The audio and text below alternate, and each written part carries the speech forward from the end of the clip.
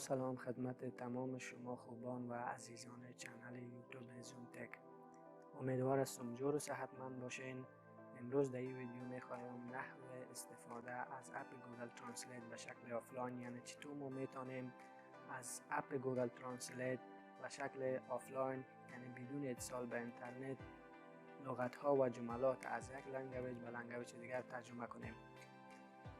اپ گوگل ترنسلیت میتونه تا 59 لنگویج به شکل آفلاین که استفاده کنیم میتونه سپورت کنه و اپ گوگل ترنسلیت هم در سیستم های عامل اندروید و هم در سیستم های عامل iOS موجود است.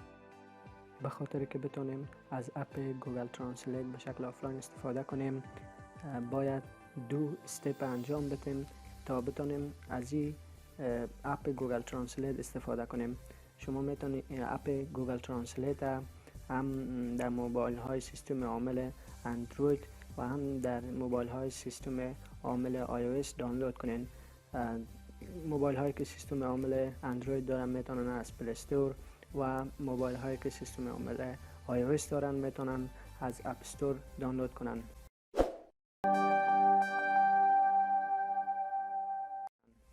در استپ اول باید اپ گوگل ترنسلیت در موبایل های خود دانلود کنین.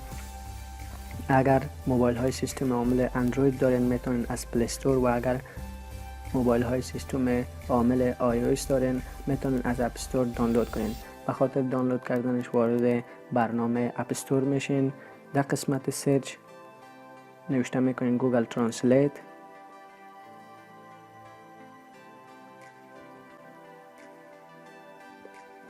اولین برنامه که میبینین برنامه گوگل ترنسلیت است. بالای برنامه کلیک میکنین.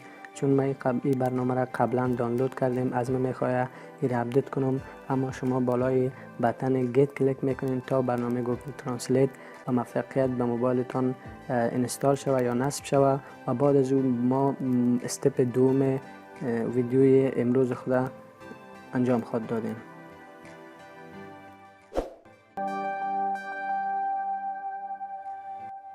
در استپ دوم وارد برنامه گوگل ترنسلیت میشین.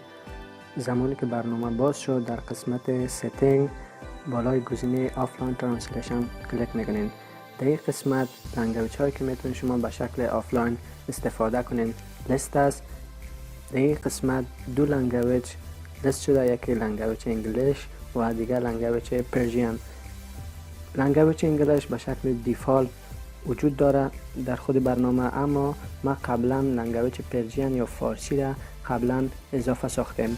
به خاطر از اینکه بتونین از دیگر لنگویج ها به شکل آفلاین هم استفاده کنید اول باید ترنسلیشن فایل امو لنگویج دانلود کنید. به خاطر دانلود نمودنش بالای گزینه اد کلیک میکنید. در این قسمت تمام لنگویج هایی که شما میتونید به شکل آفلاین استفاده کنید لیست است.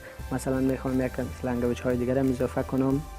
در قسمت بالای لنگویج کلیک میکنین. در قسمت از شما پرسان میکنه که آیا میخواین ترنسلیشن فایل همین لنگویج اضافه کنین و اگر خواسته باشین میتونین بالای گزینه دانلود کلیک کنین تا ترنسلیشن فایل همون لنگویج اضافه شود و اگر نخواستین بالای گزینه کنسل کلیک میکنین. بعد از اینکه آفلاین ترنسلیشن فایل دانلود شد شما میتونین به شکل آفلاین استفاده کنین.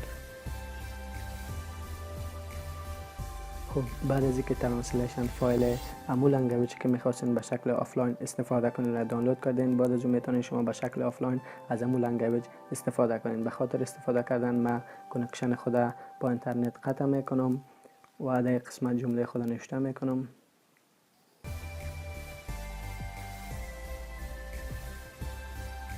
بله دوستان عزیز، قسمی که میبینیم بدون از اینکه اتصال به اینترنت داشته باشیم به شکل آفلاین توانستیم از اپ گوگل ترنسلیت استفاده کنیم.